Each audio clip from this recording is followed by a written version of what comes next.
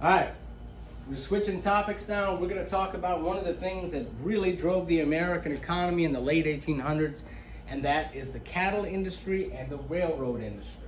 Okay, so after the Civil War, demand for Eastern beef skyrockets. Okay, so we see a map of the United States here. This is the East, okay, specifically the Northeast. This is where all the cities are at this time in history, most of them.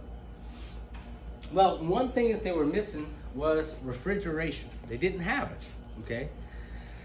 Well, that means that if somebody in New York City wants a steak, that means you gotta get a cow to New York City and slaughter it there. Because if you slaughter it, let's say in Texas, and you bring it to New York City, by the time it got there, it's gonna be really rotten, okay?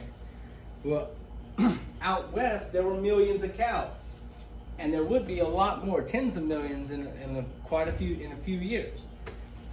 But what really set it all off is in Chicago in 1865, right at the end of the Civil War, somebody looked at the map of the United States and all the railroads and said, you know what?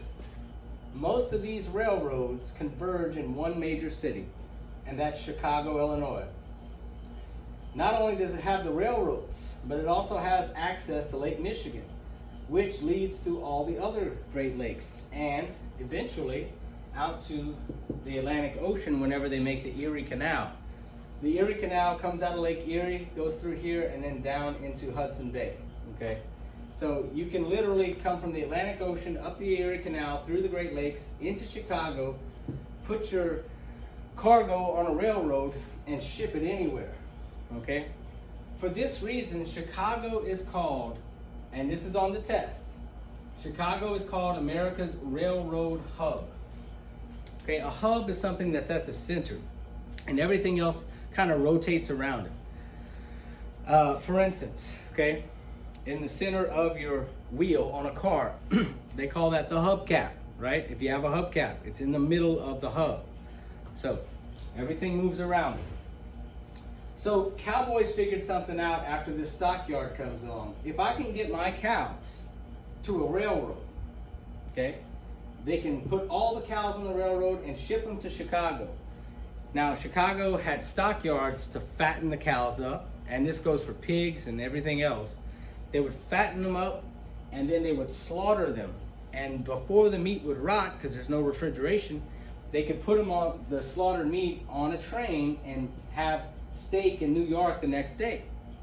Well, instead of a steak being $10, the price drops down to about $1 now for a steak in New York City. Whereas before any of this was set up, back before 1865, before the stockyard came around, a $10 steak in New York, that was a really high price, because if you go to Texas, a whole cow costs $10. So now you see the supply and demand issue, right? I mean, a cow costs $10 here, a steak costs $10 here. The bottleneck there, the problem was transportation to get the cow from Texas to New York. All right, on the test, I'm gonna ask you, which of these major cities was the railroad hub of America? The answer is Chicago, okay? All right, moving on, talking about cattle. All right, cattlemen tried to reach the railhead at Sedalia, Missouri, but were opposed by farmers, okay? Remember, you gotta get your cow to the rail, because if you can get a $10 cow to the railroad, that $10 cow becomes a $40 cow.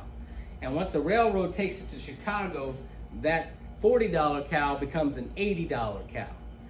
And that's how this worked. This is how it multiplied the amount of money here. Well, the first most southern railhead was Sedalia, Missouri. That's not too far south, okay?